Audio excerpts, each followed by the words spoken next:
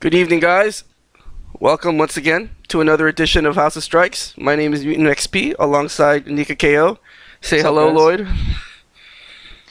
Hi guys. Hello, friends. No, but seriously, we have to start off the stream with one very serious question. I'm Yes, pretty sure yes, you know yes, exactly what it is. yes. Do you want to ask it or should I ask it? I think it's more effective when you ask it, though. Okay, You gotta so ask these players. so for everyone who's watching the stream, do you want to do a first to 10? Okay. All right. Okay, that's it. Anyway, check the archives to see what that means. yes, it's an inside joke, but you can go ahead and check the archives. So we have a very exciting show Yeah, pretty nice tonight. show today. In addition to talking about some of the more recent events, Lloyd, we have a very special guest. As you can see on the right-hand side of your screen, we are planning tonight to have an interview with none other than Dan Rise, aka Dankah, a Western player, a Gaijin who has made quite the name for himself over in Japan, a Makoto player. And so later on in the show, we're going to get his thoughts on American and Japanese Third Strike, his experiences playing over there, and, what he sees, for Third Strike in the future. Also, we're going to talk a little bit about Texas Showdown. We're going to talk about a very important announcement that has to do with Evolution, in particular Third Strike at Evolution. And we're going to talk a little bit about some European players that perhaps we'd like to see compete at some point or time in the United States. So, you want to get right to it, Lloyd? Let's do it. Let's do it. Let's do it. Let's do it. All right. So, first up, let's talk a little bit about Texas Showdown. So, Texas Showdown took place 2 weeks ago on April 23rd. And big shout outs to Katie Alpha, a new school Houston Third Strike player, for organizing the event. Not only did he organize a somewhat semi-sweet, but we don't have to get into the particulars of that, just yet. But on Friday, but he also helped run and organize the tournament on Saturday. Shout outs to Red Killer and Beast Chan for streaming Third Strike all weekend at Texas Showdown, and so there were some pretty good matches. And so as you can see on the results on the screen, Chris G took the tournament, followed by Arcade UFO mainstay Shin, and then Katie Alpha took third, and Jay Nguyen, a University of Houston player, took fourth. So, Or fifth next to General Azad. oh, General Azad took fourth, excuse me, and then Jay Nguyen and Haas took fifth, or I think Haas took seventh, actually. Well, in any event, to kind of, before we get into our first question, again, I just want to send a huge shout out to Katie Alpha and the Houston Third Strike crew, and the Texas Third Strike crew in general, for holding it down and making sure Third Strike was well represented at the tournament. I know they had some technical difficulties in terms of playing on CRTs, which we'll get into later in the show, but I think for all intents and purposes, and considering all the things that they were working with, I thought Katie Alpha and the Houston crew did a tremendous job. So definitely huge shout outs to Katie Alpha, Red Killer, and Beast Chan for helping put on Third Strike and letting people know that Third Strike was there at Texas Showdown. And so with that said, Lloyd, let's get into our first question of the night. I'm kind of hyped since I haven't been on House of Strikes in a while. And so our first question is, what was your favorite match at Texas Showdown? And so, do you want to start, Lloyd, or should I begin? Well, I'll let you simmer down really quick. Okay. I'm a little hype right now. I'm a little hype right now. All right, I'm hype. So I mean, obviously everybody saw the results, and we saw that Katie Alpha, well, Chris G, Shin, Katie Alpha, and then General Zod was there, and I was mostly impressed with Katie Alpha's play because I played him before on Xbox Live. He's a mainstay Xbox Live player, and he organizes events down in Texas too. But I've always been impressed with how well he can balance both of those things. And not only that, I also have a personal bias because he plays Yang too. But the most impressive part was that he does all this while playing on pad. Like, he doesn't use a stick at all too. So to play Yang on pad like the way he does, it definitely went miles for me to see what kind of a player he was. So leading into my favorite match, it was in losers finals, I believe. It was him versus Shin, Hmm. and it was a classic Yun versus Yang matchup. And the most impressive thing for me was the way he moved about in terms of the spacing for the matchup. Like he always had that smooth type of motion, that linear type of movement to him, Hmm. and that's very important when it comes to playing Yang. So when I first saw this match, I was like really rooting for KD Alpha among other things, but you know, seeing the way how close it was in general, I mean, I was really impressed with what he was doing. So am I doing a full recap or is this Oh yeah, we're showing the full match. So Oh, okay. if you want to chime in and tell people what you thought about the match, go right ahead. Yeah.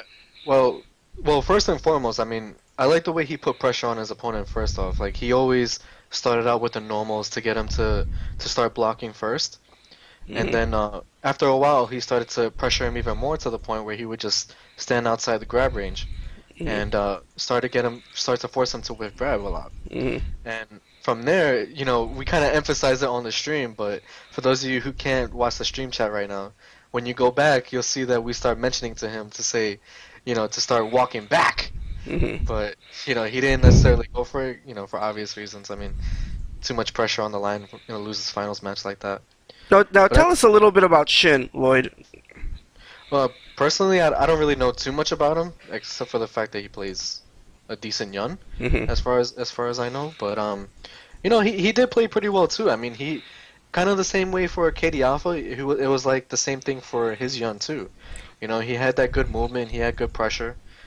The one thing that was a kind of a disadvantage for him was the fact that he was dropping a lot of Ganesian combos, and that kind of shifted KD Alpha's momentum. But that always happens when I think they were playing what on LCDs. Yeah, and in defense to Shin, Shin is one of the stronger arcade UFO players. Everyone who follows American Third Strike knows that one of the hotbeds of American Third Strike is Austin, Texas, where Fubar Duck runs his arcade UFO, and Shin, along with Luke and Rico and a host of other Austin Third Strike players, play the game a lot, and of course that's where that's the closest arcade to Yuki.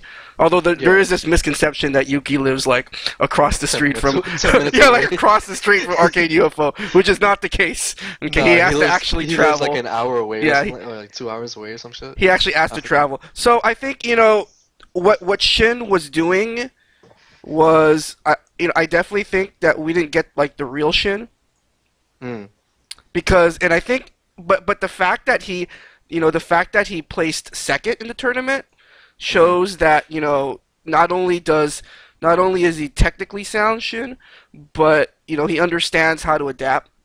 Yeah, he has He that he wasn't has that going. moxie to him. Yeah, I mean it looked in the naked eye that his Yun was very simple, but I wouldn't put it past Shin to have kind of adapted his game to console and LCD and have just maybe he just stuck to the simple stuff because Yeah, like you said, Lloyd, it's very hard to play on, and I don't even know what kind of LCD monitor they had. I mean, it must have not been that great, but but anyway, so and so the fact that Shin got second in the tournament is pretty impressive considering the hardware they were playing on. not only that, but I mean, going back to KD Alpha, I mean, it also depends on what kind of pad you use too. Hmm. Because I think all of Doesn't he us, use a regular Xbox pad? I think that's the thing too. Like he ended up using an Xbox pad at this tournament, What? How and does he do that? from the most popular opinion, that is the most shittiest pad you can use to play any type of fighting game. And the fact that he played Yang so well with using a shitty ass pad like Mhm. that, Oh, look at I that mean, look at parry! that, look at that. I How mean, did he parry that on pad? That's yeah, that's impossible, exactly right? that's what I'm saying. Like, and look at his movement too. Like, Hmm. and that's what I'm saying. Like his movement is like pristine. I mean, I personally thought he was playing on stick when I saw this, Hmm. but to find out he was on pad, Jesus Christ! I mean, come on. You can't get better than that when it comes to playing Yang on a pad. Hmm. But there was a couple of things that I saw, but then obviously I realized that he was playing on pad. You Hmm. know, it always works well when you do the EX slashes pretty smoothly, because you always have advantage after the teleport in that scenario. But a couple of things he just missed his chances with was that you know he Shin would always get Ganesian, but then it would come to a point where, KD Alpha he wouldn't really block Hmm. the Ganesian, even though Shin wasn't really putting too much pressure on him. Hmm. He wasn't really doing universal overheads or too many command grabs like that. So, he could have taken that damage and, not been worse for wear. Hmm. But, shit happens and personally I felt like you said, Shin was just taking advantage of just doing the simple stuff. Like he just did dive kicks right in his face, knowing that he couldn't defend well against it. So And also, we would be remiss if we didn't mention the irregularities when it comes to Yun on oh Xbox yeah on online edition, right? yeah for all you kids out there who are so spoiled with us, streaming arcade Third Strike. When it comes to OE, there's a little difference when it comes to the Zempo tension, the command grab for Yun during Ganesian. It doesn't. I don't know if it scales at all or a little bit. Oh, it scales, but it doesn't scale properly. Yeah, That's what people have said. the general concept is that it scales a little bit, but it's not scaling as it should compared to arcade. Hmm. So normally a combo with Ganesian and command grab, it would take about like 20% life, Hmm. 25% at most. But on OE, it takes about 40%. So that's a big problem over there. They try to work out the kinks, but that shit didn't work. That changes the meta just a little bit, right? Yeah, it Just a little bit. shifts the tiers a little bit. But that was definitely one of my favorite matches, though. Like Hmm. all in all, because not only did it go back and forth, but just the players working with what they have. I mean, that was really impressive. So, Hmm. you Now, know, at the danger of sounding like, we're on the KD Alpha bandwagon. like, But there's right? nothing really wrong with that because the man organized the tournament, he ran the tournament, he helped fund the tournament, and he played in the tournament. And so shout outs. I mean, that's really the reality, right, of our scene. You have to have players that are willing to put on several hats. Yes. And, if you want to keep this scene alive, if you want to keep this scene going, you're just going to need people who are selfless, people who are willing to, set their ego aside and just do, multiple things to try and get people to play this game. And so, at the danger of sounding like, and again, when we do House of Strikes, we ask these questions and then we usually don't know each other's answers beforehand. And so, this was the case too. And so, when I was thinking about my favorite match, obviously Lloyd told me that, his favorite match was Shin versus KD Alpha. And I got kind of disappointed because my favorite match also involves KD Alpha. And so, my favorite match, occurred, I think it was in winners quarters, and it was versus two Houston natives, Katie Alpha using Jab Color Yang versus Jay Nguyen, who is a University of Houston player. And so this is a Yang mirror.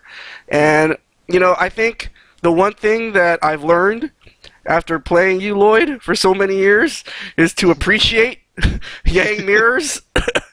And so, obviously, I'm probably, you're probably in a better position to judge this match than me. But I don't know, just to a novice's eye like myself, when I was watching this match, I mean, I felt like these were two Ooh. players that understood, the basic way to play Yang, that understood what it requires to play this matchup. And I thought there was some solid reads in this match, good pressure, very good patience in certain spots. And also, the reason I picked this match and the reason why it was my favorite match is because, Shin has the advantage of Arcade UFO. And he has the advantage of a scene that's, at least much stronger than Houston. And Houston's still kind of in that nascent stage. Mm. These are two Houston players, man. Yeah. And, you know, I know that Jay Nguyen, he plays in University of Houston. They have I think they have an American cab. I don't know. They have some sort of cab there. And then Jesus obviously Christ. we've talked about KD Alpha, and he plays mostly online and on console and on pad. Hmm. And so to see these two players put on this type of match, in a tournament with the equipment that they were working with, I thought it, bodes well for the future of American Third Strike. And so, that's why I picked this match, and just, it was very entertaining. Yeah. You know, Yang versus Yang is kind of entertaining like that because there's those ebb and flows, right? It's like Yeah. you know, player one's gonna take the advantage for a while, then player two. So you know, do you remember this match at all, Lloyd? Probably not. No, well, I don't really want because I was mostly focused on the finals. Mm-hmm. But this match, you know, I saw a little bit of it, Mm-hmm. but you know, going back to what I was saying earlier, it's mainly the movement that you play with Yang that Mm-hmm. counts for a lot. Like the dive kicks that you Mm-hmm. do, it has to be properly spaced. Mm-hmm. The uh, the teleports have to be properly timed. I mean, Mm-hmm. everything comes into play when it comes to playing a Yang mirror like that. Now, these guys, like you said, they definitely have the grasp of, you know, the basics for Mm-hmm. it too. I mean, they're from the looks of it right now. I mean, it looks like there's a lot of drops and stuff, but Mm-hmm. you know, for the most part, you know, they're definitely approaching the match the same way any other Yang would, Mm-hmm. minus a couple of things, but you know, It, that's to be expected. I mean, I don't know what Jay was playing on, but mm-hmm. He was playing on a stick. oh, he was playing on stick. Mm-hmm. Yeah, so I mean, just looking at the you know the smooth motions that both of them are having, I mean, Mm-hmm. yeah, that's a proper punish from KD Alpha. So you And know, it's I think the reason why Katie ultimately won this match is, you know, you mentioned dive kicks, and I thought, and again, Katie Alpha playing on pad, he seemed a lot more comfortable using dive kicks than Jay Nguyen, but I thought Nguyen's ground game was very good.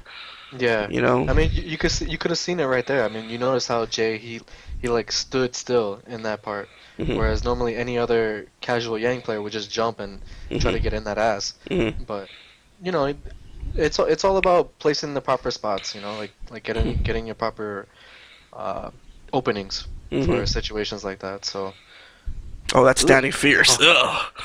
face. Oh my goodness. Yeah, I mean, I was on the edge of my seat during this match because, you know, this match could have gone either way. And so, oh my god, Oh, ew, that's ew. mind you, I didn't really watch this match too Hmm. closely. So if I get hyped, then I'm sorry. Yeah. So if you're watching Nguyen, if you're watching KD, you know, definitely hit up Lloyd and ask him what you thought of this match. And then obviously KD with a very strong finish. I think that was a perfect actually. I think it was too. Um, It looked so like a green bar to me. yeah. So those were our favorite matches at Texas Showdown. If you agree with us or disagree with us, let us know in the chat. Email us at houseofstrikes@gmail.com. You know, before we move on to the next topic, shout outs to the other players that were there. Haas, General Azah. General Zah. General Azah. Especially playing Q too. I mean, Mm-hmm, mm-hmm, you don't see mm-hmm. that nowadays. He almost beat Shin. He did. You know, that But was almost going to be my pick that for was gonna be my pick too. all But right. that one part where he picked Super One against Yeon, I was like, nah. Yeah, right. Like that was very strange. I'm curious to know what Mexaran or General Azad's thinking was. You know, and then obviously Chris G took the tournament, um, just out of a sheer tournament experience. You know, so you know, shout outs to everyone who attended Texas Showdown. Shout outs to everyone who was involved in organizing it and running the tournament and the stream. And so let's go ahead and move on to our next topic. Real quick though, Oh, let's okay, sure. be sure guys to give a follow to Red Killer 4 Mm-hmm. on Twitch and also Beast Chan on Yes. Twitch as well, because they were the streamers for the Salty Suite or the Third Strike Suite and Mm-hmm. the singles tournament too. So Yeah. please be sure to give them a follow. You know, tell them we sent you, and please enjoy Third Strike more. And especially Beast Chan. Did you see the quality? Yeah, that Well, quality actually, was you know, the thing that I was most impressed about with Beast Chan was the quality of the ST stream. mm, Because he was streaming, I believe, from a super gun, and it looked really good. yeah, Like, it looked really good. So, if he can pretty stream slick. like that from a super gun, I'm sure he can stream like that from a cab. I mean, even then, I mean, once they if they can get a super gun down there, like with a Hmm. board, I mean, that's it. That's all them. You know, Hmm. so All right, so let's go ahead and move on to our next topic. And so, earlier today, Joe Flores, aka CPS4, who I believe he owns and operates Capsule Entertainment, which is operated out of NorCal, announced on 3S Junkies that he was going to not only run a side 3S tournament at Evolution this year, which of course takes place on July 15th through 18th, but that he was also going to run the tournament on CRT. Now, in Mm, the past couple years, well, first of all, shout outs to Capsule Entertainment and yeah. CPS4, because you know what? I mean, this is Evolution, guys, alright? And, as a fighting game fan, you just want to be there as a player and be a fan, but, to kind of say, okay, I'm going to go there and I'm going to run a side tournament. Yeah. I'm gonna put on a stream. I mean, everybody in the 3S American 3S community needs to show this man some love because Hmm. just the fact that he would actually take on this endeavor, especially during a weekend like Evolution, is something to behold. So anyway, Exactly. the last couple years, Capsule has put on a side Third Strike tournament. But this tournament has usually been run on LCDs, and it's gotten quite a bit of criticism Hmm. from the Third Strike community. And so, this announcement this morning on 3SJ, where CPS4 has decided to go and try to run the tournament on CRTs, has gotten a lot of Third Strike players really excited about Evolution. Lance from Alaska, which, obviously we had him as a guest a few episodes ago, even said on 3SJ that he would be willing to bring super guns and to try and get the super guns along with the CRTs to run a much more reputable Third Strike tournament. Hmm. And so, in any event, it's shout outs to CPS4 for making this change Making an and effort. I mean, yeah. it's. I mean, just looking at the way Evo has been progressing over the past couple of years, you can tell that they've been getting bigger and bigger and bigger. Hmm. And in that huge ballroom, you can just imagine how hard it must be to like find just one single space to like gather people and just say like, hey, we have a Third Strike side tournament over here, come join. Like Hmm. it's not that easy to find something like that. Definitely So not. for them to, I'm pretty sure it'll be much more noticeable when they run it on CRTs instead of LCDs. So Hmm. it'll be pretty nice to see what the turnout will be for that tournament, especially with the Japanese players being there and Street Fighter 5, because Hmm. a lot of the old school players will be there too. So with that said, Lloyd, our next question on House of Strikes is, how can 3S be successful at Evolution this year? What do we need to do as a community to try and make sure that people not only know that the Third Strike tournament is going on at Evolution, but actually attract people to enter? And like you said, Lloyd, Evolution is our Super Bowl, right? Hmm. And there's going to be players from all around the world. And a lot of those players, particularly players from Asia and Japan, they used to be Third Strike players. I keep bringing this up, but last year they had a CVS2 side tournament that seemed to have been a success. Just out of the sheer fact that Boss entered. Yeah. um, and so, our next question is, what can we do as a community to help 3S be successful at Evolution? And I'll let you go ahead and start. Well, I mean, first and foremost, like as we all know, Third Strike is very it's one of those setup specific games, Mm. where you can't just have a serious tournament on just anything. It's not like, We tried that oh, at Defend the North. yeah, I was just gonna bring that up. Like, we can't do that. I mean, you can have a nice small TV. You can have a super gun. Doesn't mean that the tournament will run smoothly or even run well at all. So it's all about the setup that you have and how it is for all the other players, as a group, because it's not just about like how one player specifically feels. So, first and foremost, they should, which they're doing now, they should figure out the setup that everybody will be comfortable playing on. And currently, I mean, like you said, Lance is planning on bringing the super guns and alongside the CRTs, so that in itself is perfect to that's a good start. The second part that you should probably get to work on is obviously the promotion. but not only that, but it's also figuring out where you're actually gonna run it in the ballroom. Because from what I heard, there's going to be for the Friday and Saturday events, it's gonna be run in a separate location. So Friday and Saturday is gonna be at like one hotel, I believe, while the finals day will be run at, somewhere completely different, like sort of like a stadium type of shit, like fucking WWE type of status. So, when it comes to that, would you, it's also figuring out the format. Would you want it to be, just Friday and Saturday? Would you want it to just be one day on Saturday?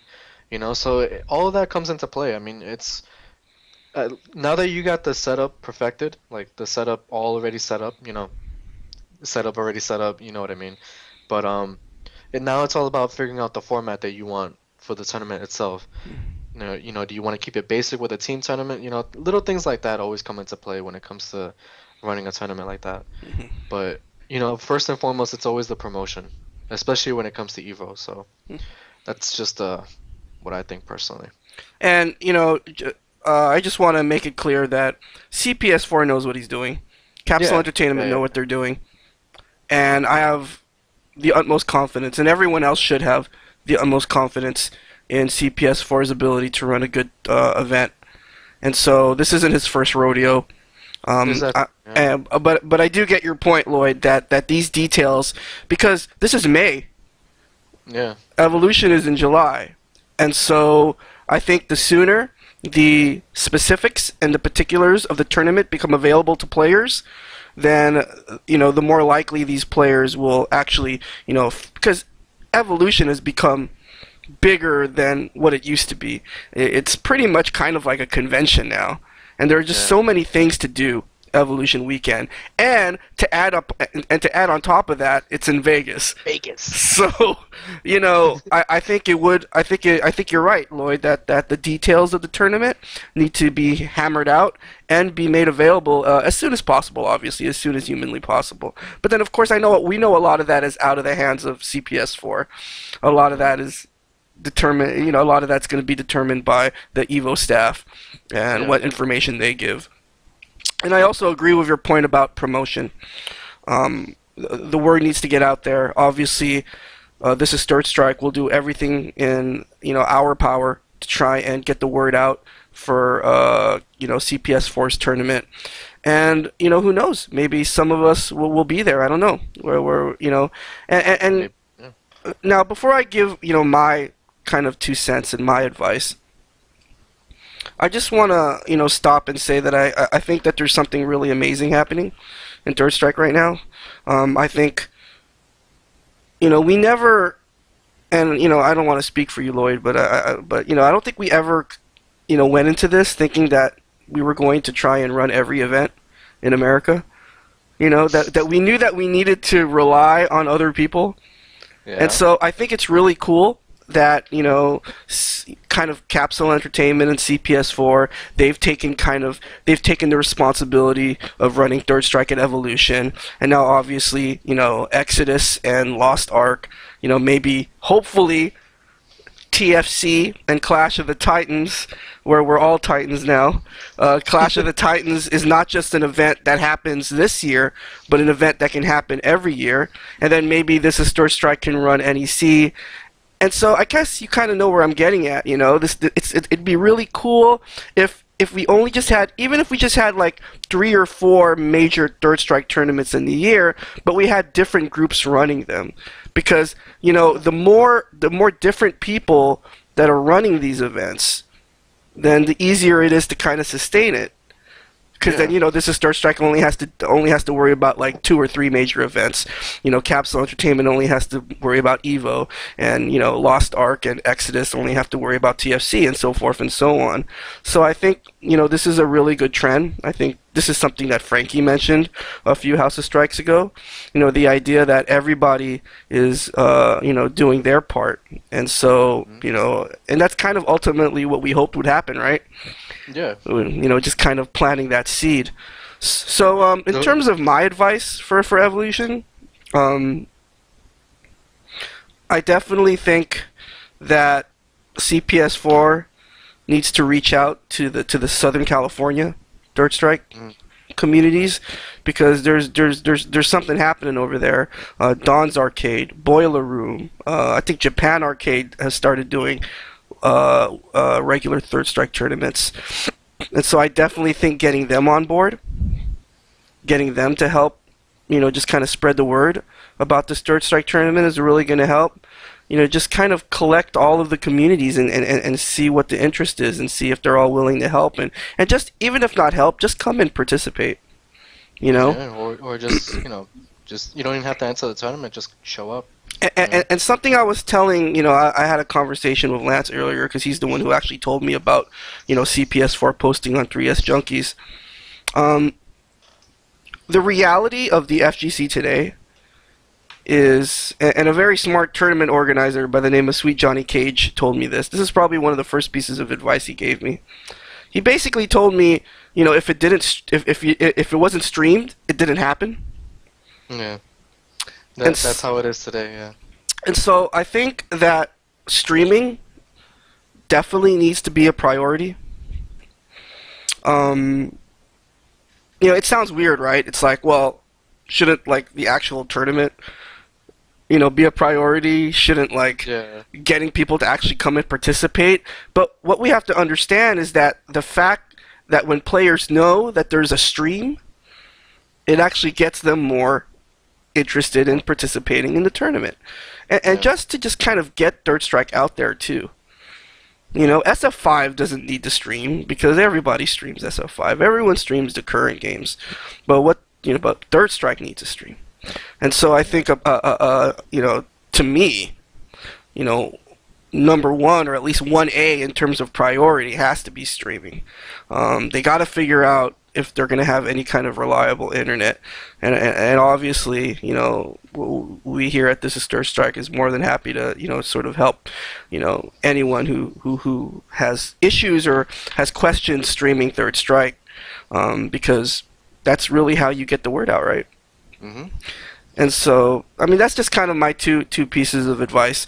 Rally the California Third Strike communities, because I definitely think the game is experiencing some type of resurgence over there. And number two, make sure that a stream is going to happen. Because granted, the being in a ballroom like that, it will probably be difficult to stream in itself. Well, Joe has done it before. CPS4 did it before. He streamed before. Remember, he streamed the tournament 2 years ago. Yeah, but in this hotel, because it's probably going to be a different one compared to the one that they used to have. But I guess there's different ways you can go about it too. He can record it and then restream it. He can. That's kind of lame. I don't know about that. No, but it's better than. It's better than nothing. Yeah, exactly. There's better. You can just record it and then, like I said, just restream it later, or he can, probably reach out to somebody else to stream it for him too, because we've noticed there's been some collaboration too over the past couple months with ST and Third Strike both being streamed together. Mm-hmm. So there was a final round that was being streamed by Arturo. He streamed both ST and Third Strike.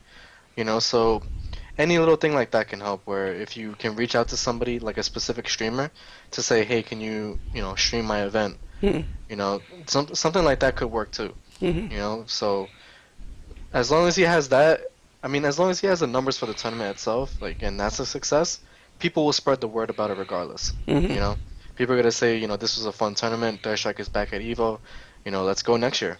Mm-hmm. So yeah, Well, who knows? Maybe sometime down the line, we'll do a collaboration or something like that. So we'll see what happens. But anything is possible when it comes to something like that at Evo.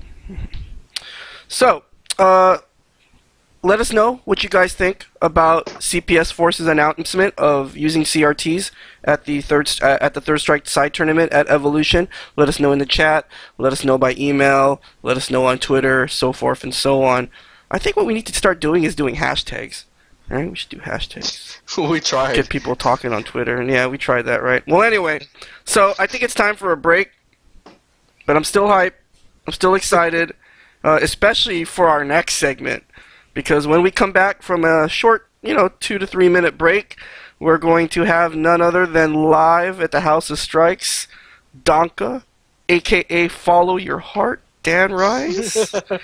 And so, stick around for that, guys. Stay tuned.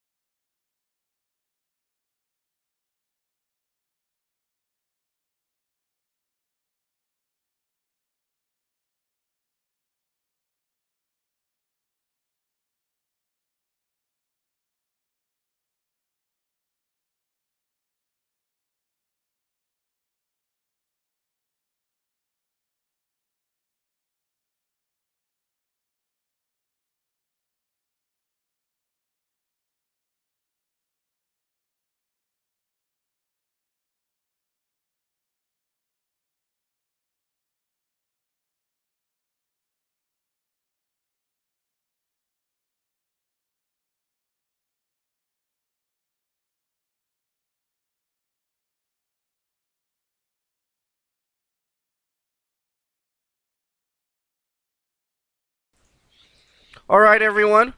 Welcome back to the House of Strikes. I am Mutant XP alongside Nika KO, and Hello. joining us now is a American Third Strike player who has spent a lot of time in Japan and kind of made a sort of a name for himself in the hardcore Third Strike community.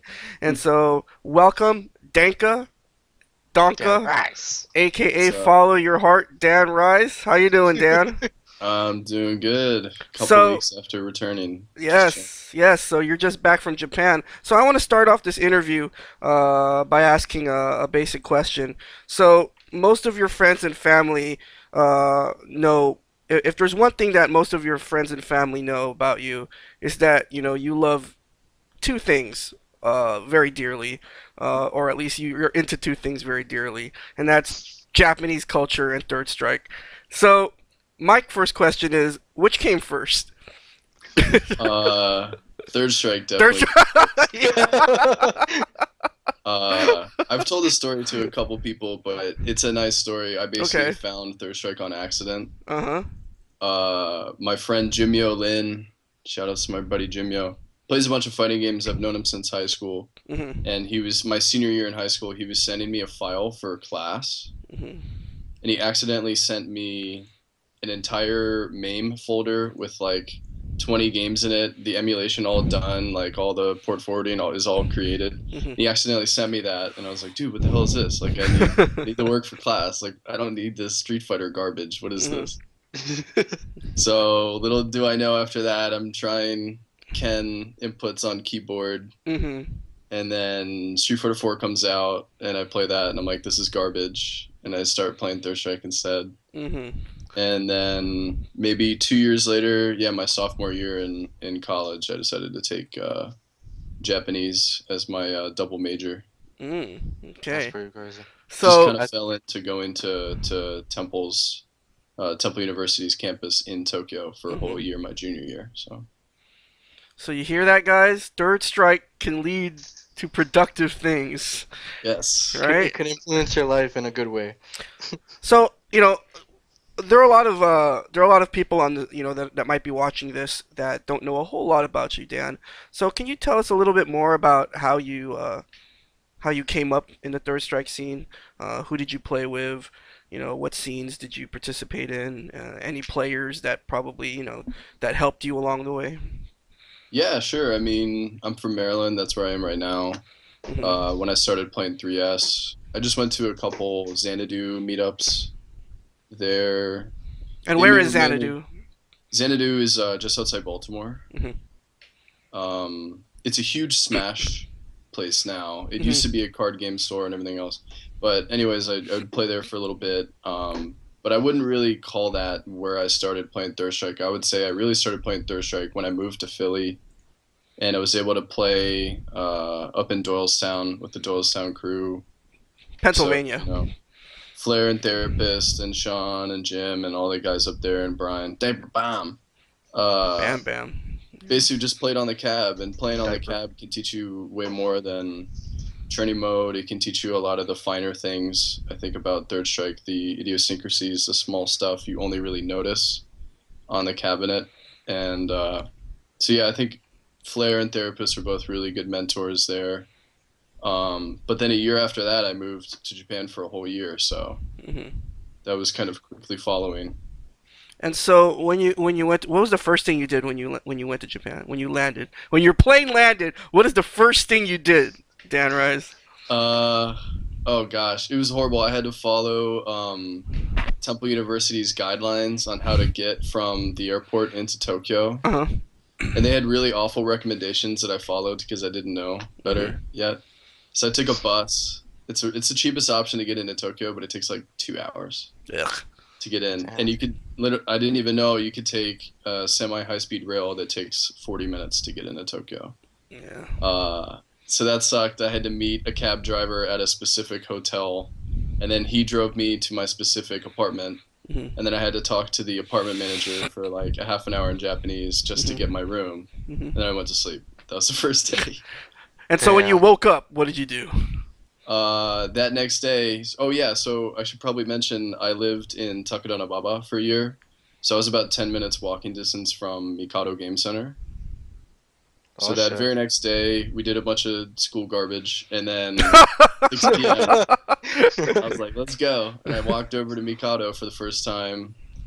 Played there for a couple hours that night. Mhm. Met some players. Kind of just introduced myself. I had, a year and a half worth of Japanese under my belt, so I was able to say, "Hi, I am a Dankah. I love a third strike." Like I play Makoto. Basically, really basic Japanese. Mhm. But yeah, everybody in Japan is just really welcoming. You say like, "Hey, I play Japanese," and third strike, and it's just immediately they love you. Mm. That's pretty cool. Yeah. Well, I personally have a very serious question to ask you, honestly. So, it's related to the game. Uh, Oh, okay. no, I thought it was no, another serious question. no, it's related to the game. Okay, okay, okay. So, well, okay, maybe it's not that serious. So when you first started coming up, that first time when we met you at Doylestown and stuff like that, that was basically like your first year playing, I guess, seriously or semi-seriously, kind of. Yeah, yeah, yeah. Like basically, once I actually have a community of guys that I can bounce questions off of and actually play third strike with and learn some rudimentary matchups and basically just ironed out combos. Yeah, I would consider Doylestown basically that first year I was able to start playing third strike seriously. And this was around And like 2009, right? 2010 or 2011, No, I one of hadn't those. even graduated high school until 2010. Yeah, okay. So damn. yeah, this is like late 2011. Okay. Yeah. So then your first tournament was what exactly? Probably one of those NECs. Hmm. Um, I think Justin. All I remember is grand finals was Justin Elena versus Chris G Elena. Oh, okay. It's That was horrible. the New York versus the entire East Coast thing that we had. Yeah, I think yeah, I yeah. think I I think think it that's was what it I think was. that one was on cab too. Yeah, it was on cab. Yeah, Yeah. Yeah, so that was your first tournament, right? So when you yeah. first entered that tournament, I mean, were you like nervous kind of? Were you like I don't really give a shit, it's my first one. I don't, whatever happens happens. Was it something like that for you? Yeah. I think the fact that I had just started, I was like, whatever. I'm just gonna play for fun. But of course you get nervous because there's all these people going, especially in New York, just going, oh, going crazy. And I think Li Joe was there, like just yelling and shit, and it was really fun. So it's fun, but for me, getting nervous and getting excited is like kind of the same thing. I enjoy Yeah. it. Um, like I still, you get your heart pumping every time you enter any kind of tournament. So, but I liked it. Yeah. So going from that type of experience to, finally going to Japan and actually playing in a tournament over there, what was the biggest contrast that you saw, you know, in comparison, like comparing those two type of, environments, what was the biggest difference that you saw? Well, you could just start out with the format. That's really easy. One Mhm. game. Yeah. One game is a huge difference, in my opinion. Very little time to read your opponent, download any kind of habits that they have. On top of me having never played any of these guys before, so that's a big thing. Like, you sit down against somebody that you've played before, you know what to expect. But then, even this year, I've been, I think maybe in 4 years, I've been in Tokyo for 16 months total. Even this Hmm. year, there's some guys that I've never played before and never seen before. And when you go into a kind of actual tournament match like that, it makes it a lot more interesting. Kind of don't know what's going to happen. So I guess you could say like the nerves are higher when it comes to playing in Japan compared to over here then at that point. Yeah, I would say if you're just visiting Japan and you don't speak any Japanese, but obviously you're a player from America or from another country and you're coming there, it Hmm. could be pretty nerve-wracking just because everybody's speaking a language you don't understand, and there's a good amount of people, probably more people at a tournament there than you've ever seen at a tournament overseas. Hmm. So I would say the nerves are higher. Yeah. Oh, nice. So did you get to play anybody in like first attends when you first got there or no? Yeah, I did Agachi with Decoy. You guys know him? He's a Goki player. Hmm. Plays Brown, was I think it's light kick color. Uh-huh. Uh, spells it DECOI, which is pretty cool. It was really close. I think it was 10-8. He won 10. I won 8. Damn. That's pretty cool. This is all taking place at Game Newton, of course. And was that recently, or was that like when you first started? This is that first year I was there. And then my last first to 10, maybe 3 years ago, was against Tominaga.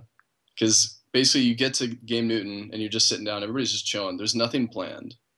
Everybody's just hanging out. It's whoever shows up that day and like wants to play. And everybody wanted me to do a first to 10 because they knew I was leaving next week. They're like, come on, Dankah, do the first 10. And I said, okay, I'll do it. And they said, who do you want to play? And I didn't realize I got to pick. And I was like, all right, who's here? And they said, and then they kind of named everybody. And Tominaga was the guy who was named everybody. And I was like, nah, I want you. Let's play, bro. And so we played a first to 10. I think he won like 10-3 or something like that in the Makoto mirror. But that's funny. It was funny because 2 weeks before that, that was the Tominaga Mimura mirror they played. And Mimura beat him like 10-2. Fuck. So it just kind of shows you how wacky the Makoto mirror can be. But yeah, first to 10s in general are really, really fun. You basically play them when you go to a free play event, though. You know, like you're sitting down, maybe there's only 6 dudes there, and there's like 7 cabs open on free play. And people just happen to fall into these nice little like 1v1 situations where you're not always getting up after a loss. You know, you're playing against a guy, you're like, no, I want to keep playing. You just keep playing against them, and so you'll do first to 30s, basically. Get the salty run back. Exactly, yeah. So that's probably the best way, in my opinion, to play Third Strike is a free play event in Tokyo.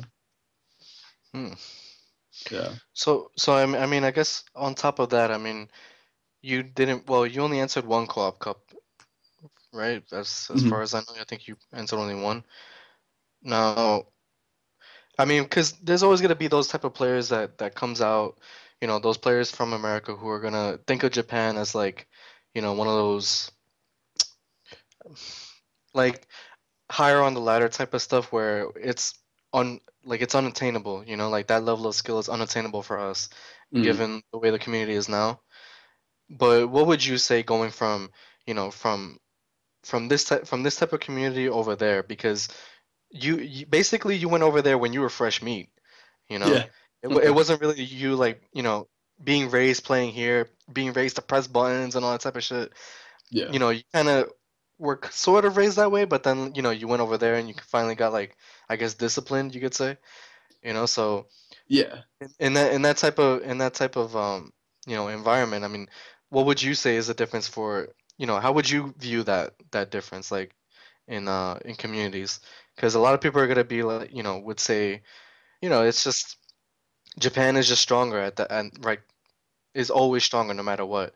Whereas, you know, for us, you know, we've beaten Japanese players before, so, you know, we kind of feel like we can take them, but it's like, you know, the people need to understand, you know, how big of the difference is. I guess just to kind of piggyback off what Lloyd is saying, there are certain preconceptions about Japanese Third Strike, and we were hoping that you could, you know, clear some of them up, you know. And so one of the preconceptions that Lloyd was trying to express is the idea that Japanese players, their skill level is on a plateau that is just so above everyone else that when Americans first come to Japan, they literally just have no chance, and that when they play Japanese players, you know, it's like the Japanese are like titans, okay, that are like toying with mere mortals. You know, they're just like the little figurines are the Americans, and the Japanese are just kind of, you know.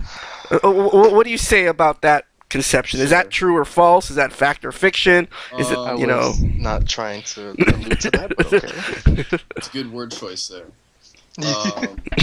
No, so yeah, first of all, I would start the Japanese gods. I would put on that kind of unattainable level, but that's only because, I mean, I was just talking about Tominaga. He's been playing 15 plus years. They were there when it came out in the arcade. We're like, oh, this is cool. 2 years later, the Makoto double is found. You know, like everything rapidly expands, and so for the gods, I feel like. And when you mention gods, Dankah, who are you referring to? I'm talking about Nuki. I'm talking about Rikimaru, MOV, Tominaga, Yakun, Mester. The 15 plus players. Would you say there's a god for every character? Like multiple gods for every character? I would say there's at least one god for every character. Maybe save Sean and 12, but... Well, Chris G is the Sean god, right? I'm just kidding. Oh, of course. Anyway. He's a Sean Titan. Sean Titan. Sean Titan. But below that, right? Mm-hmm. Like, personally, I would rank myself a decent Japanese player. You have the gods, you have really good players, you have decent players, you have kind of players, and then you have beginners, which there's actually quite a lot of recently. Game Newton has been hosting beginners tournaments that get 40, 50 entrants. It's kind of insane. So there's a lot of younger players that, obviously, if you've been playing for a few years, even if you're in America or France or Italy, UAE, wherever you're playing as a foreigner, you can come to Japan and there's still basically new blood, fresher players that obviously you can compete with no problem. But what I will say, as far as foreigners coming to Japan and then struggling to compete, one thing I've noticed heavily is that mid-tier and low-tier characters are a problem. Like Oro and Elena and Ibuki and Remy and these weirdo characters you just don't see in America or you don't see overseas. You come over here and you just get bodied. Yeah, me and Lloyd were talking about that because, I don't know if you know, well, we told you already, but, New York is planning to go to Co-op Cup next year. And I've told Lloyd on numerous occasions, my biggest fear is to go to Co-op Cup and get OCV'd by 12. By 12, yeah. And it's like, we need to learn these, this is something we should have done. But, but that's the thing, Dan Rise. You obviously, the only way you know how to beat these characters is if there are actual players that are willing to pick up these characters. You know what I mean? Like, when I was coming up in Southern California, and maybe this is just the American mentality, but we all just want to win, right? Like, we just want to win. And so a lot of American players will pick strong, quote-unquote, strong characters, top-tier characters. And, when I was coming up, I noticed that at Family... I was getting nowhere with Ken. I wasn't winning because I was shitty already. I mean, you know what I mean? So it's not like, I was using Ken, but I was still shitty because I didn't know how to actually play the game, on a decent level. And then I started to realize that, hey, these guys at Family, say what you will about the Family crew, but, but then it seemed like they were hoping that there were players that would pick up these unpopular characters, For sure. Like when I first started playing competitively, nobody used Necro. In America, nobody used it. Even after Sugiyama came to Evolution in 2004 and showed the potential of Necro, still nobody, really wanted to use him. And so, I picked him up and so obviously a lot more people are knowledgeable about the matchup because more people are using these characters. So why is it though, Dan, that there are players in Japan, that the players in Japan are more willing to pick up these mid or low tier characters? I mean, is it just a matter of attrition? Like there's just more players in Japan than America, or is there something a difference in mentality? Or sure, yeah, I think you could make the attrition argument. Just fine. There's tons of players. You're bound to get some guys like Thanatos. Yeah, Thanatos he's a weird guy. He's a nice guy. He's really great, but he's a weird guy, and he just kind of naturally gravitates toward weird characters. So of course, he plays Oro, and he's amazing. And then, what I think is really interesting is that really popular players' sub characters are sick. Like, everybody knows Yakun plays Yun. Obviously, he plays Necro as well. And from when I've talked to him, he's basically explained, oh, well, they kind of both happened to me at the same time. I do gravitate more towards Yun, but Necro is still, I find him as an important character. So why would I Hmm. just stop playing them? You know, Important. That's funny that you use that word important, because I don't know if Hmm. something's get lost in translation. But what did Yakun mean by important? important. Well, I think a lot of players will look at mid tier characters as important. I mean, some people will even look at Urian as a mid tier character. I would put him as a pretty high tier character. But you take these matchups, right? So Third Strike in Tokyo, not just in Tokyo, but in Japan in general, I like to see it as a team game because most of the tournaments that are happening are 3v3, 2v2, or co-op 5v5. Mm-hmm. Now, within that team construct, you need to have certain matchups that are viable Mm. for specific counters and things like that. So, personally, like I think Urian destroys mid and low tier characters. Mm-hmm. He does struggle against certain high tier characters. I wouldn't say the Yun Urian matchup is that bad for Urian, but obviously he's not in the green there. But somebody like Urian Hugo, Urian can just stomp on Hugo. Mm. If you run into YSB somewhere in that bracket, it helps to have a Urian player, or it helps to have an Oro player in Mm. there that can kind of fill that gap for a wacky matchup here and there. So I think when they say important, they're not just talking about, oh, this character is not very good, but at the same time, what is this role that that character can fill? Mm. Talking about referring to their format too. So what you're Like their saying then, Dankah, is that are you saying that the reason that the majority of the tournaments in Japan are team is because they're more focused on learning matchups as opposed to just winning? I mean, obviously it's a competition, you want to win, Yeah. but to win you Um, need to know the matchups. sure. Yeah, I think you could say that. To them, obviously, they're not playing for money. I think Mhm. a lot of true. Americans just assume that they're playing for money, Mhm. but for a lot of different fighting games, specifically when they have tournaments, they're just playing for fun and they're playing for glory, for legacy. Mhm. And a team format helps with that, in my Mm. opinion, because you have your guys rallying around you. It becomes more of a story in the bracket. Also, the brackets would take Hmm. really long if you just ran Singles. Singles, right? singles. So every time I'm thinking about a major tournament, a 3v3, I'm thinking about Game Newton's Third Maniacs Monthly, Mhm. right? It's every second Sunday, or yeah, every second Sunday of the month. That's all 3v3. They usually have, I don't know, anywhere around 60 players. Wow. So that's a lot to Well, what run, if you're just doing singles, that's a lot. the And funny the funny the sorry to butt no, in, go for but it, go for it. one thing that I remember specifically was that Third Maniacs is like it's not just any regular team tournament. It's not just a regular 3-on-3. It has specific rules regarding the rounds that you play in.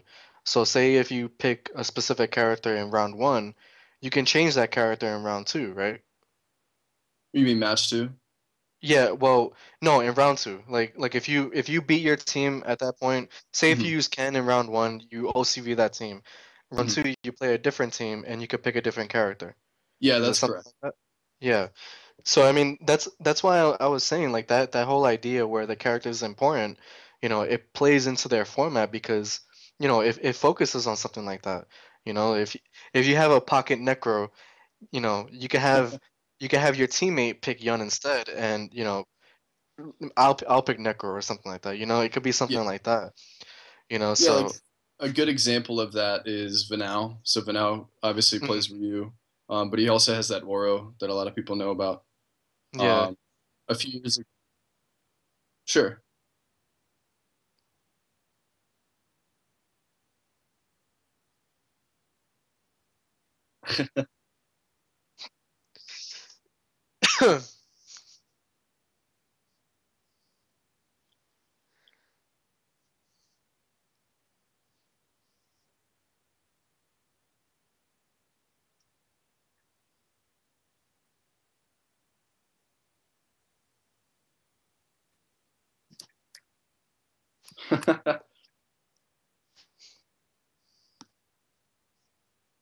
Oh, okay. I haven't heard we're gonna that, but talk. that's We're interesting. we're gonna talk about this later. No, but what what's funny though is that like when RKF came over here, he specifically mentioned Vanao too. He said that he was saying that Vanal was accustomed to the Third Maniacs format, Mhm. that he asked, he specifically said, like, can we have this type of format where, we pick a different character, after the first round or something like that?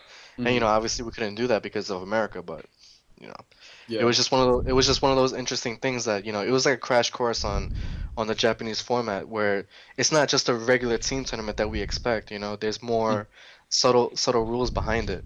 So it makes Yeah. the characters themselves more important in that aspect, so it's pretty cool.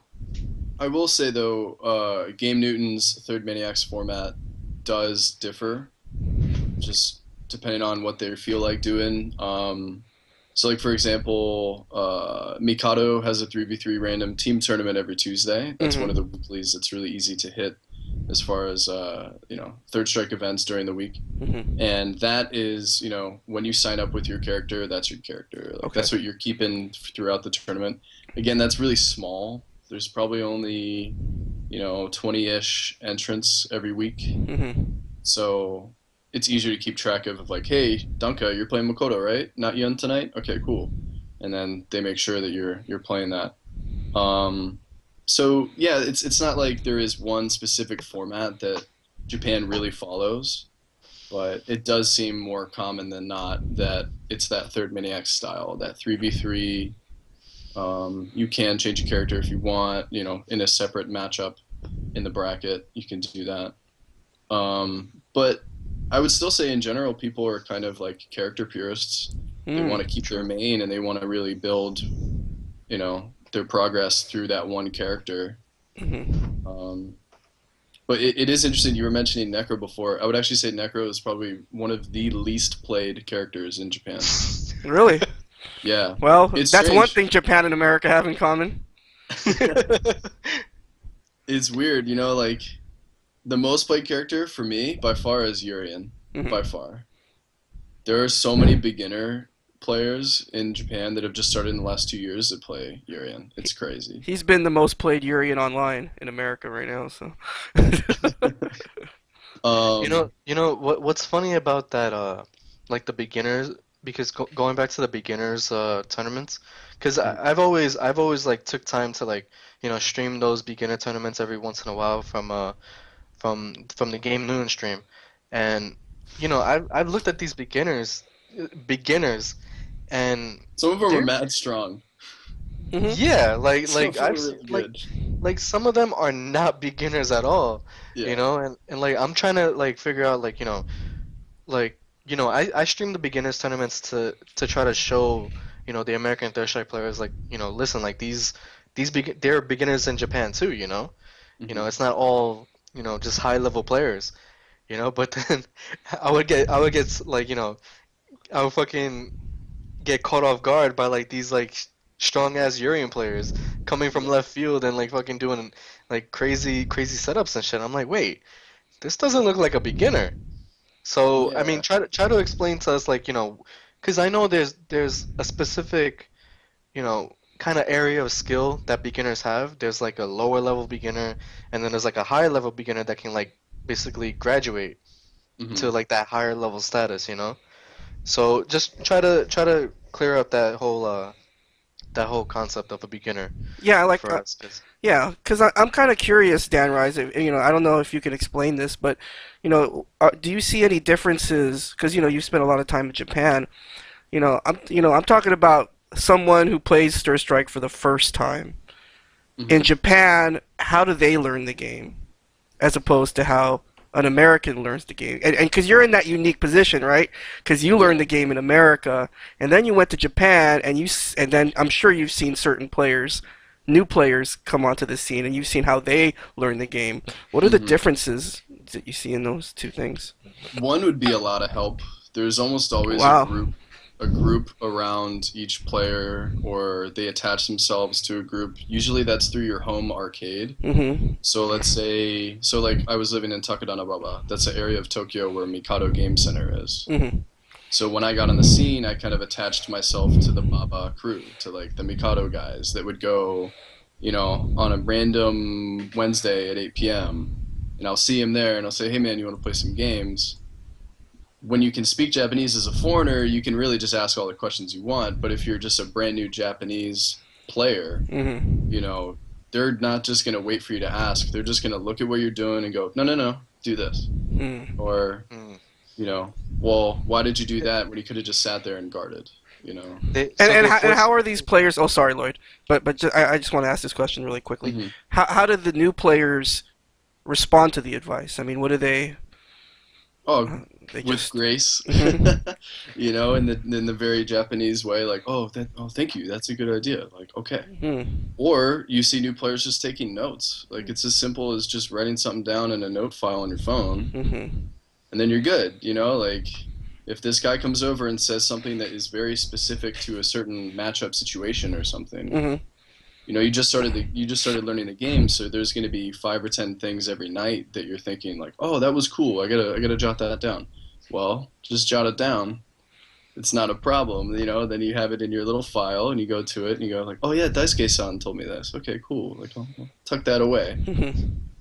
That's funny, because when you think about it coming to, you know, Muin asked, he specifically said, you know, how do the players respond to something like that? Whereas over here, you know how Americans are. Like, as soon as, like, you know, we're all fucking trying to be macho and shit when it comes to playing the game and stuff like that. I mean, I don't want to bash. I don't want this to turn into like a bash America, right? You know, no. It's not even like that. It's all, you know, it's the learning of the game. It's not the players themselves, you know, because I know I felt that way when I first started trying to learn the game, and somebody came up to me and said, "Oh, hey, do this." You know, I didn't want to hear that shit. You know, I was like, nah, fuck that. Like, I'm gonna do it the way I want to do it. You know, I was really stubborn like that, and you know, that's all part of the whole ego shit. Whereas over there, it's always like, you know, like, oh, you know, I'll think about it. You know, that's a pretty good idea.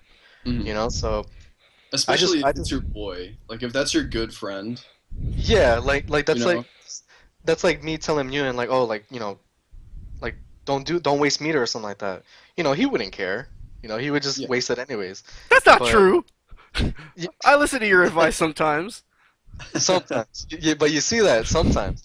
But no, but I mean, seriously, like, that's like just that one aspect that beginners over there, they take that advice with like such gratitude. It's like, and humility, I guess. Yeah, exactly. I mean, not only that, but it's like you said, you know, there's more than just one player who's like teaching this person, right? Like, it's always like a little. It's a bunch of people. Yeah, right. Like that kind of like makes me think like, what would happen if me and you and Frankie and like a bunch of like team tits. Imagine like if all of us were like behind one player, and that player was playing against like Ahmed or something like, or like, you know, one of the New York players. You know, like, how much of a difference would that make for that one player in that regard? So I mean, well, you know, maybe it'll be something that we can test out someday. But I just find that really interesting that, you know, the response that they have compared to what we have, you know. So yeah, because that's just so, you know, and some people think, well, you know, this is Dirt Strike, it's a fringe game, but the discussion we're actually having has a lot of relevance to what the current FGC is dealing with current games, Street Fighter V, namely. Yeah. Coaching. A lot of there's obviously been some controversy over coaching, but the thing that I'm referring to is that, you know, there's been some, you know, there's been some criticism of New York players against themselves, you know, because many New York players feel like they haven't been performing very well in Street Fighter V tournaments. West Coast is winning the tournaments, international players are winning the tournaments. And, you know, some people have argued that it's because New York hasn't been united enough. But to me, that's always like a strange thing about fighting games, right, Dan? Because, like, you know, the game is 1v1 in terms of, you know, what's on the screen. Yep. But how do you build a community, and how do you insert the team aspect in a game like that, you know? Well, as far as Japan goes, I would say there's definitely a community around the Third Strike, just the Third Strike spots in Tokyo, but then you have to consider all the other parts of Japan that aren't so lucky to have 36 million people in the same city. Yeah. So like Deshiken, he's from Kyushu. He's one of the strongest Kens, if not the strongest Ken. You could make the argument in the world, right?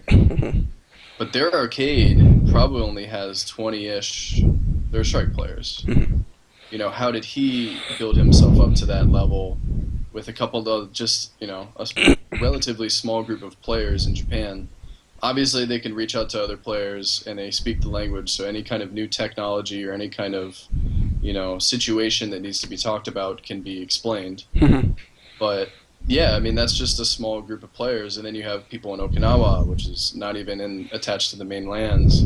You have the Kansai area, you have the Hiroshima area, they actually put their strike there too, so there are smaller communities within this one larger one in Japan. They just navigate it really well. I think everybody there just kind of peels back that ego a little bit. Not gonna say there aren't people with ego though. Oh, I'm pretty sure there are. Yeah, of course. There's always gonna be that. There is, for sure.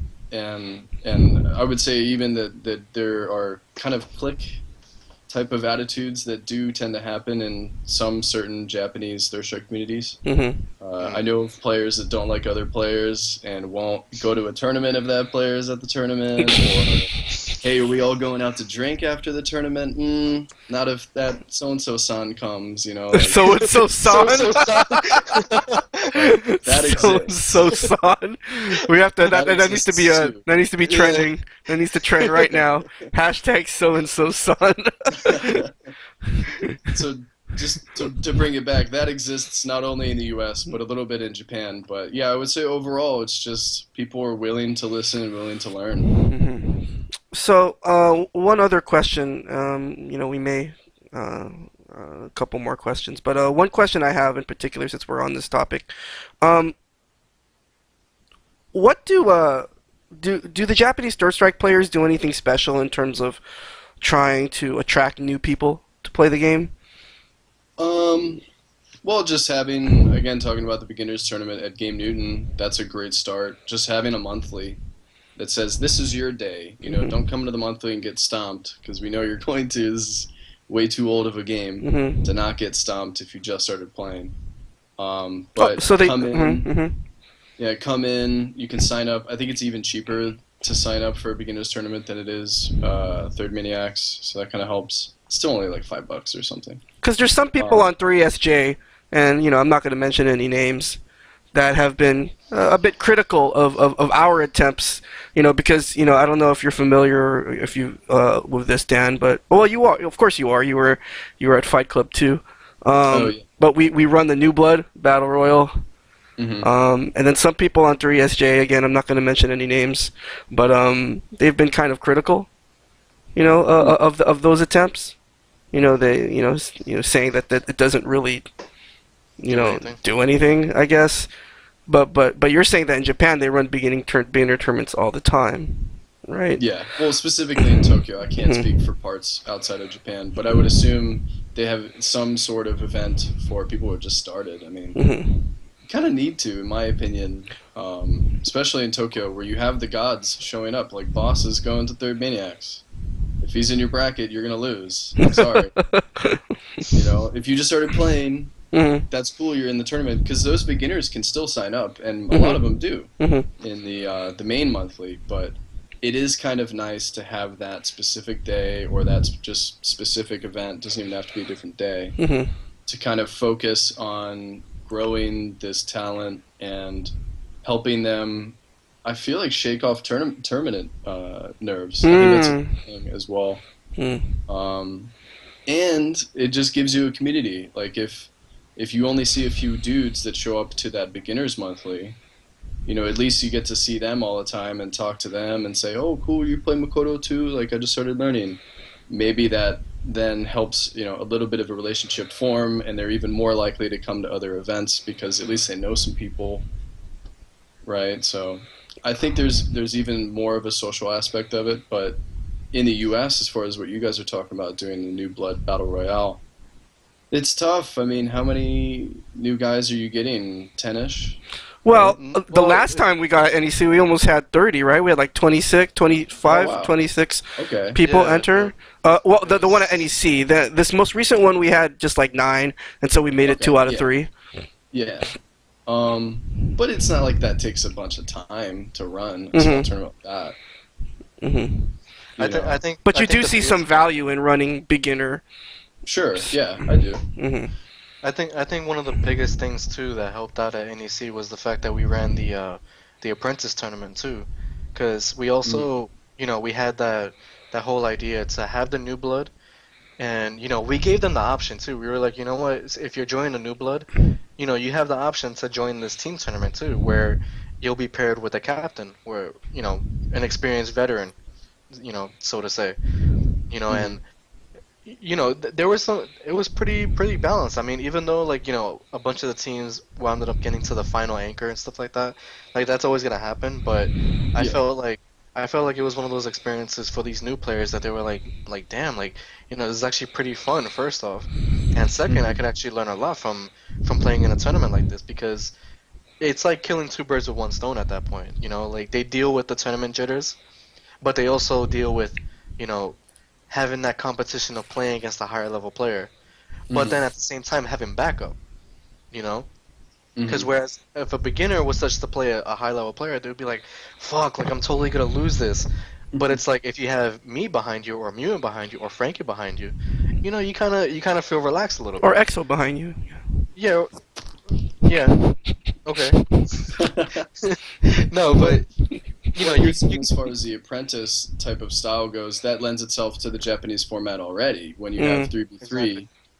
A lot of people that show up to the game Third Maniacs monthly show up without a team. And so they have people that show up with teams, and you can jot those down and enter that way, or you can go into the random pool.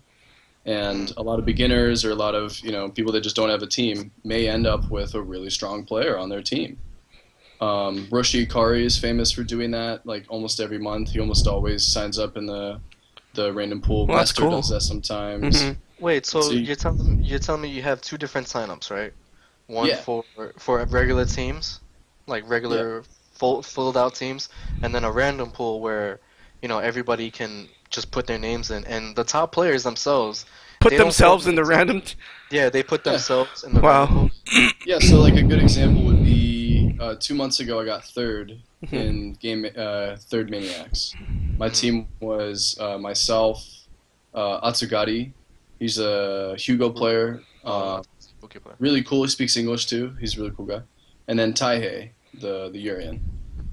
And Taihei was our anchor. Taihei is pretty strong Urian, but he was in the random pool. And we all were. We just all signed up, and they just pulled numbers out of a box, and it just so happens that we teamed up. And we got third in the tournament. So, like, having somebody there to just be like, oh, hey, so-and-so does this all the time, so just guard. Or that's just really cool that these top players are putting themselves in the random pool, right? Yeah, they're taking it upon themselves to say fuck it, like I'm not gonna make the strongest team possible. I'm just going to just join it, Yeah, so you will get really strong teams though, obviously. Because what we did at NEC is we did kind of like a draft, basically, like the quote unquote the stronger captains picked last out of the new blood pool, whereas the weaker captains picked first. So we did kind of like a draft in terms of the players. And it was actually pretty well balanced too. I mean, all things considered. I mean, there were some players who joined the apprentice tournament. They were pretty good new bloods, and they joined on teams with the pretty good captains. So it was a pretty good balance with that. So we'll probably consider doing that a lot more. But it's just nice to see that they that it's actually having a good effect on these players. So yeah, for sure. So last question before we go to break, Dan Rise, can you tell us a little bit about the current state in terms of player characters? Like I kind of want to shift the discussion to kind of like the actual game itself. Like are there any kind of recent trends that you see in terms of the high level Japanese play? Like, are they doing certain things more? Or are they, So first of all, I would say, as far as character balance is concerned, in Japan, it's pretty damn balanced. Wow. Okay. Like, obviously, Chun is really strong. He's really good. But the very last third Maniacs I was just at last month, an Oro team won. Wow. Koro, he's an Oro player. I would put him number 2 in the world, probably. Thanatos, like, right next to him. Just so happened in that bracket that Thanatos' team played Koro's team. And so you had Anchor... Oh, I remember that, yeah. Yeah, but before that, in the semifinals, like, Koro destroyed a really strong team. I think Yakun was the anchor for that team. Yeah. And he was just using Yagodama unblockables and some basic corner pressure with Tengu, and it was working really well. And I feel like that is an example for how players treat the different characters' strengths, right? So obviously certain characters aren't going to get play. Like 12 and Sean still don't really get that much play. But with the new Q Kara command grab found, that's kind of spurred more interest in Q. I don't know if you guys have talked about that before on here. Well, it's something that's been around for the longest time, but it's like one of those things that was rediscovered, kind of, you know. But I heard about the motion for that, and it's like really wonky. Like it's probably not even worth it. It's probably not even worth it doing it in an actual match, but it is pretty interesting to see. It's literally a half-screen command grab. That's exactly what it is. You know, you start the round, you can do it. You can grab your opponent from starting the round. Like it's pretty crazy. Yeah, it's really sick to see mid-match. Yeah. Somebody pulls it out and you're like, oh, cool. Like, we haven't seen that before. This is a 15-year-old game. We haven't seen that before. Something like Tominaga, dude, he's gotten so good at the Chun double now. It's insane. Tominaga, for those that don't know, in my opinion, the Chun double with Makoto, the double Fukiage, 100% stun, is like the hardest combo to do in the game. You know, you could put Kara Palm or a couple other things up in that area for difficulty, but it's so weird the way you have to do it. There's multiple. It's very specific, right? Yeah, it's super specific, and when I helped Tominaga learn that a few years back, because I translated it from Telesniper's English explanation on SRK, showed Tominaga, I was just kind of thinking, oh, you know, whatever, this will be a Tominaga only thing. And then flash forward 3 years, I come back, you know, last August, and I get there, and he's at like 80% success rate with it now. Wow. And it's turned into a real weapon for Makoto against Chun-Li that has definitely not drastically shifted the tiers or anything, but has provided just another little level of meta, in my opinion. And little changes like that in matchups are really important in Japan. Are there any characters that have kind of seen a surge in popularity since you've been there? I mean, definitely Urian. Urian's just so popular, and I hate it because I hate that character. It's really frustrating. I'll be sure to use him against you if we play in tournament. Yeah, then, go right? for Me it. too. So yeah, Urian's super popular. Of course, Ken. I would also say Dudley. Dudley is pretty popular right now. Chun-Li, I think people, when they think of Japan, they think of like amazing Chun-Li players that you just can't beat. But there's just not a lot of Chun-Li players. Interesting. There's a good amount, but it's not like an insane amount that you would think. There's not an insane amount of Yuns. Yun is actually pretty lightly played. Because he's definitely one of the more complicated characters, I would say.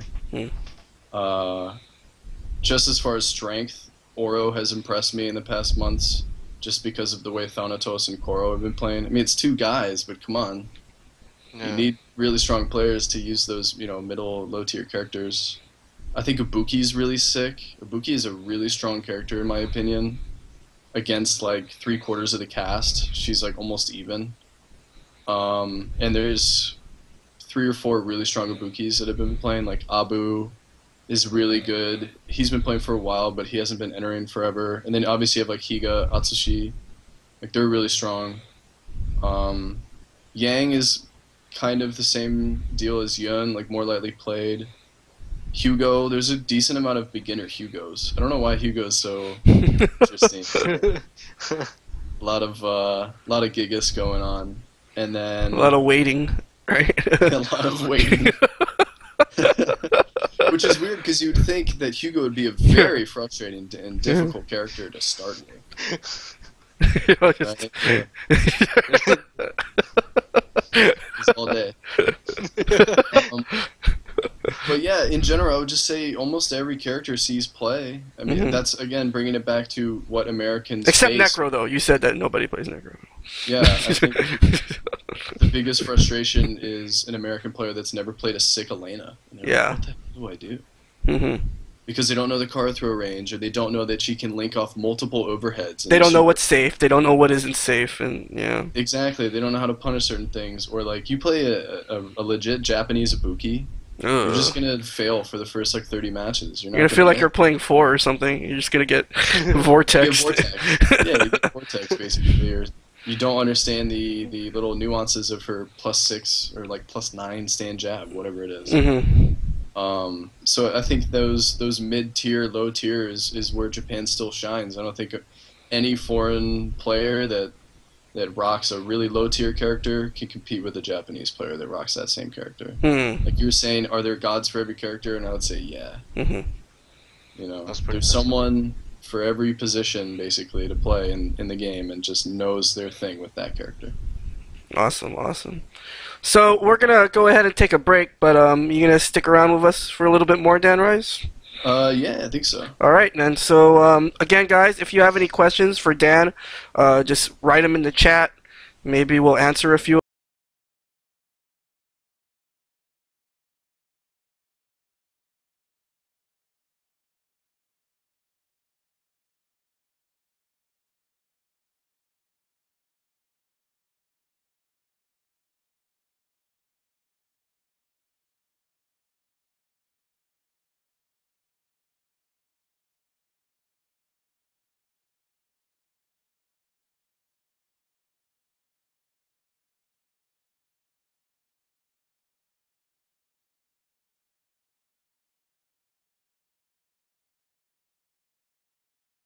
Wait, gotta turn on the mics.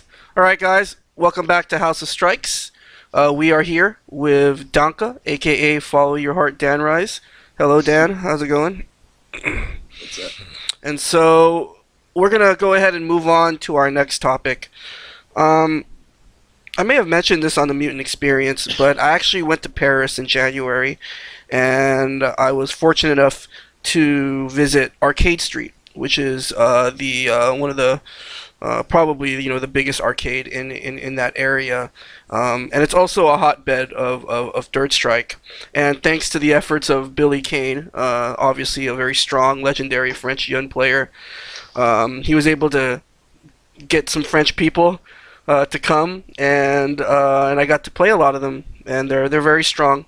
They're very strong players, and I got to play for a couple hours, but that's all I really needed to kind of just see just how good they are.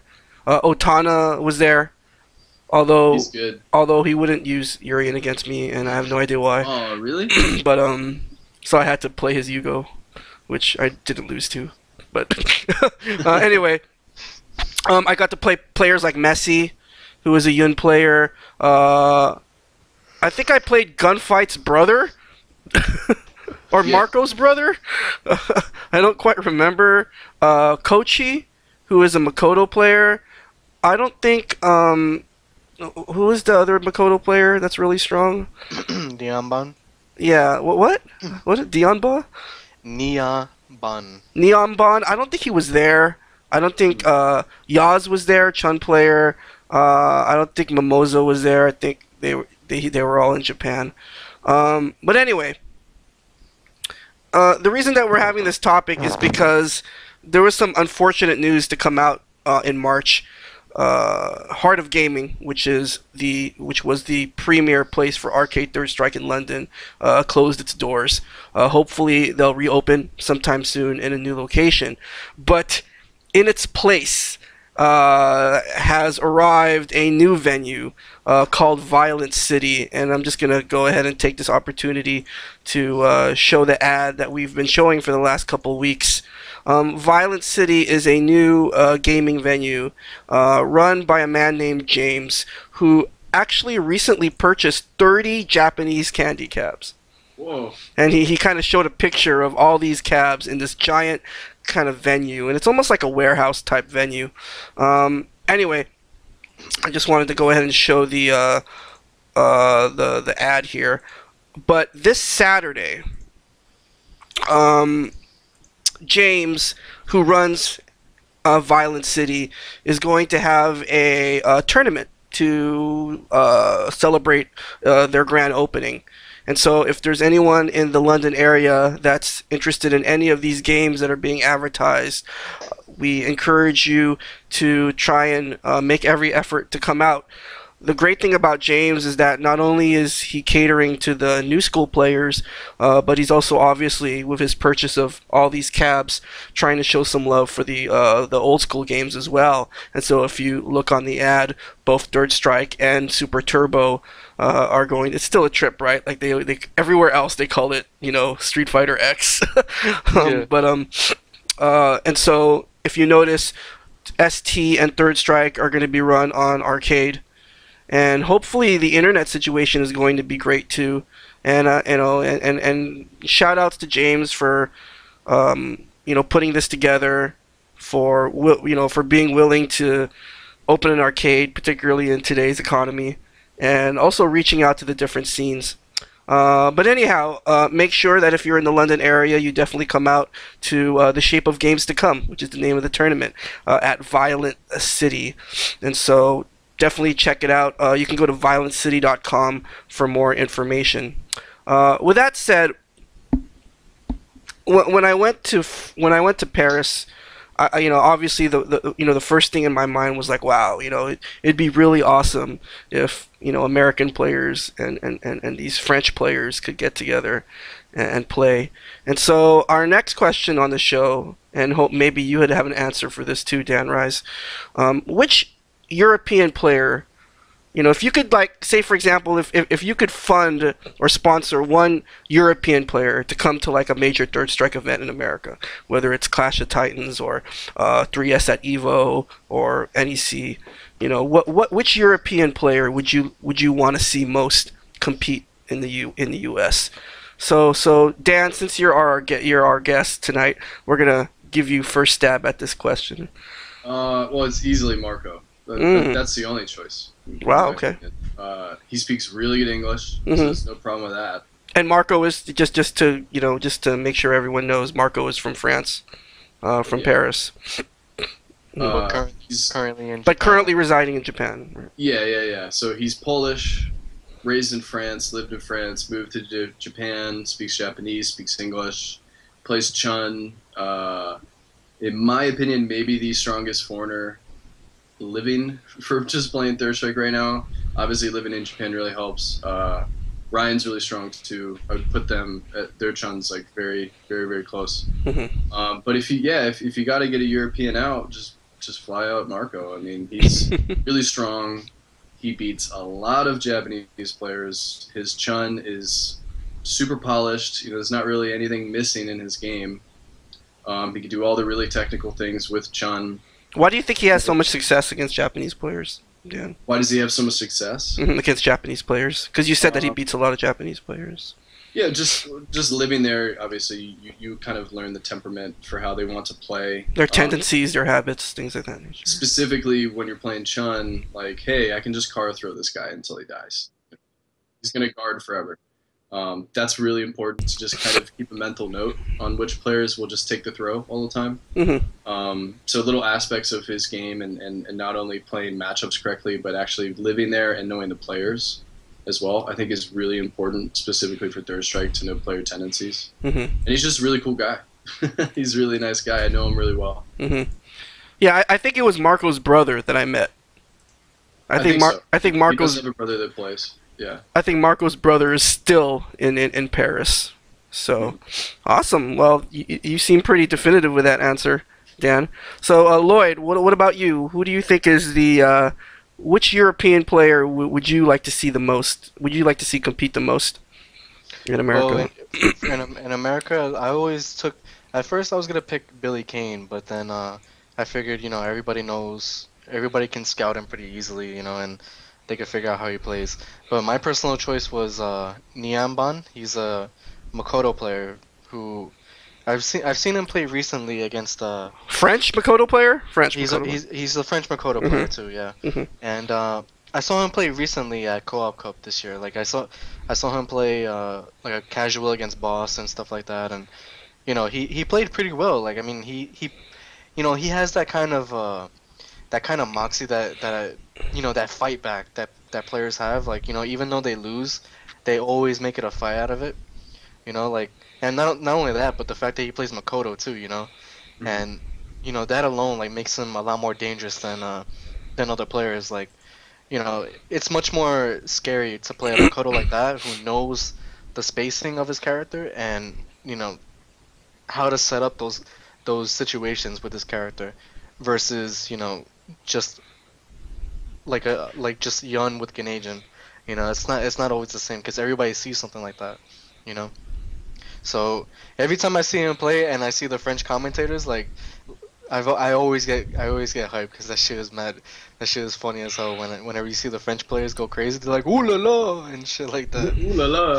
Yeah, it's fucking hilarious. But no, he's definitely good, and I would definitely want to see him like come to the U.S. and play against like specific players. So, Mhm. but that's my choice. Yeah. Again, I don't even know if I played Neon Bun. I don't think I did. But I did play Kochi, who is another strong French Makoto player. And from what I've heard, Neon Bun is way stronger than Kochi. I don't know, maybe I don't know if that's accurate or not. So that's pretty scary. Neon Yeah. Bun must be pretty darn good. So I'm gonna kind of go a different route with you guys. I mean, you guys kind of picked players who were like really really strong, but I'm gonna whoa, sorry. Well, where'd I go here? So I'm gonna show some love to the UK players, man. Cause if there's somebody that I would fly out, I'd fly out 3J from the gutter trash community from London Third Strike. Now, one of the things that I've heard about 3J is that he's one of the few players in the UK that just really loves Third Strike, man. And Sure. he's young, and he's hungry, and he's interested. He has a cab in his house.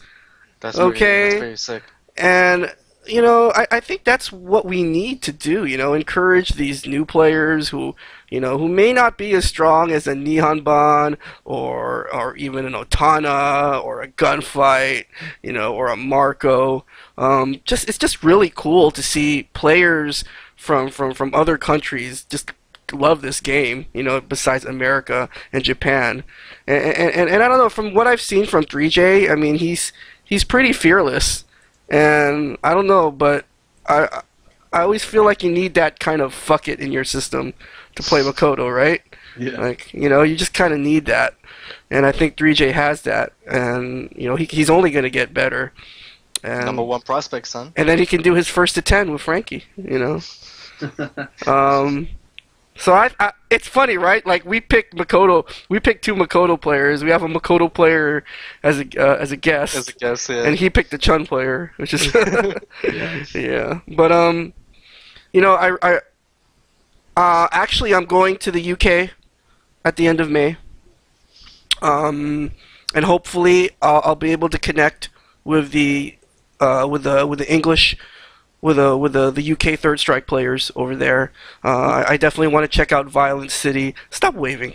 I definitely want to check out Violent City, and I definitely want to play those players. I had a good experience at Arcade Street. I was only able to be there for like a couple hours because I was also on my honeymoon at the time, and I just and I was going on like very little sleep, but I really needed to go there, and so shout outs to the French players. They were really hospitable, they were really kind to me, and hopefully I'll have a similar experience in London.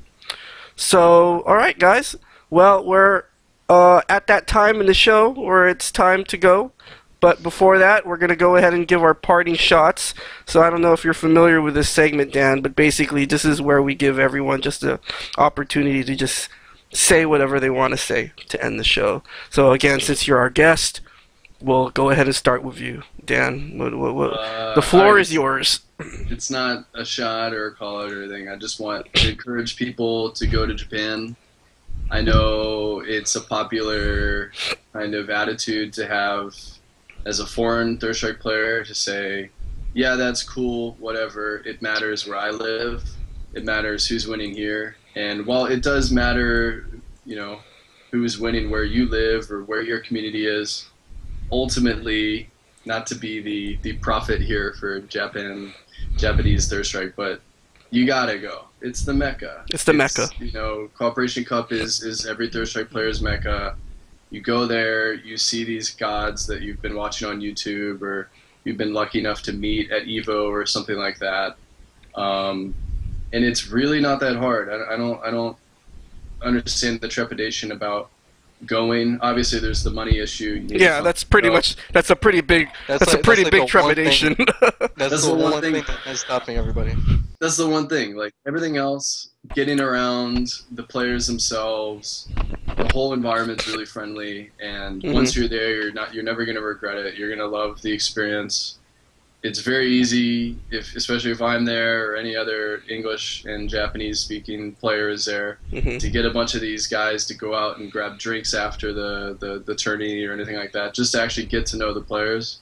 So I would say if you do have a chance eventually, go check out Japanese third strike, whether it's at Cooperation Cup or, you know, at a different time in the spring. There's always weeklies you can go to. Third Miniacs is a monthly that's bigger than, you know, pretty much any tourney outside of Japan already. That's only a monthly, so that in of itself is worth going to. So yeah, definitely just go to Japan. Not to be the scummy capitalist, Dan, but I think you and Ryan should open up a travel agency, right? Yeah. Like you guys will be guides for third strike players in America. Yeah, I did a lot of that. I did that for a bunch of Italians that came last year. Might as well get paid for all that hard work, right, Dan? Yeah, I know, right? And I'm sure Ryan will be the perfect travel guide. Yeah. Guide to the big leagues. Yeah, guide to the big leagues. That's right. Yeah. Well, that's pretty much it. You know, just go to Japan, check it out. It's worth it. Okay. So Lloyd, anything you want to say to the stream monsters before we get out of here? If you guys want a first attempt, let me know. I'm just saying. Tie-in over here. You know, want to get them first attempts in. You know, so gotta get it in somehow. Oh my God. Oh Lord. What did we do? Oh shoot.